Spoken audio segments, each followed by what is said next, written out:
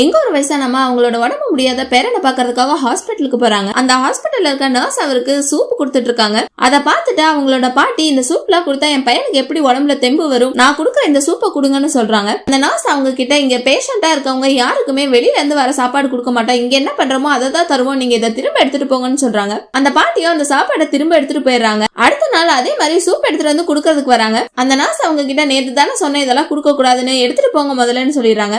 இந்த பாட்டியும் கேட்காம மறுபடியும் அவங்க சமைச்ச சாப்பாடை கொண்டு வந்துட்டே இருக்காங்க. ஒரு நாள் அந்த பாட்டி கொண்டு வந்த சாப்பாடு கை தவறி கீழே விழுந்துருது. அந்த நர்ஸ் அதை பார்த்துட்டு, நான் அப்பயே சொன்னல ஏன் இப்படி எல்லாம் பண்றீங்கன்னா, அதை எடுத்துட்டு போய் கழுவி கொண்டு வந்து அந்த பாட்டி கிட்ட கொடுத்துறாங்க. அடுத்த நாளும் அந்த பாட்டி அதே மாதிரி சமைச்சு கொண்டு வராங்க. அந்த நர்ஸும் அவங்களோட பொறுமை இழந்துட்டு, நான் உங்ககிட்ட எவ்வளவு டைம் சொல்றது, ஒரு டைம் சொன்னா உங்களுக்கு புரியாதா, ஃபர்ஸ்ட் இங்க இருந்து எடுத்துட்டு போங்கன்னு திட்டி விட்டுறாங்க. அதை கேட்ட அந்த பாட்டியும் சோகமாயிட்டு அந்த சாப்பாடு அங்க இருந்து எடுத்துட்டு போயிடுறாங்க. அடுத்த நாள் அவங்க அந்த நர்ஸுக்கும் சேர்த்து சாப்பாடு எடுத்துட்டு வந்து கொடுக்குறாங்க. அந்த நர்ஸும் இந்த சாப்பாடுல அப்படி என்னதான் இருக்குன்னு பாக்கலாம்னு சொல்லிட்டு அந்த சாப்பாடை சாப்பிட்டு பாக்குறாங்க. அந்த சாப்பாடு ரொம்ப டேஸ்டா இருக்கு. அந்த பாட்டி அவங்க கிட்ட, நான் ஒரே ஒரு டைம் என்னோட பேரனுக்கு நான் சமைச்சதை கொடுத்துக்கிறேன்னு கேக்குறாங்க. அந்த நர்ஸும் இவ்வளவு டேஸ்டான சாப்பாடு கொடுத்தா ஒண்ணும் நடக்காதுன்னு சொல்லிட்டு யாருக்கும் தெரியாம கதவை சாத்திட்டு அந்த பாட்டி அவங்களுக்கு சாப்பாடு கொடுக்க வைக்கிறாங்க. அவங்க சமைச்சதை சாப்பிட்டதுனால அவங்களோட பேரனோட உடம்பும் சரியாகிறது. நம்ம ஒருத்தவங்களுக்காக ரொம்ப அன்போட சமைச்சா அந்த சாப்பாடோட டேஸ்டே ரொம்ப அருமையா இருக்கும். உங்களுக்கு யார் சமைச்சதை சாப்பிடறதுக்கு ரொம்ப பிடிக்கும்னு கமெண்ட்ல சொல்லுங்க.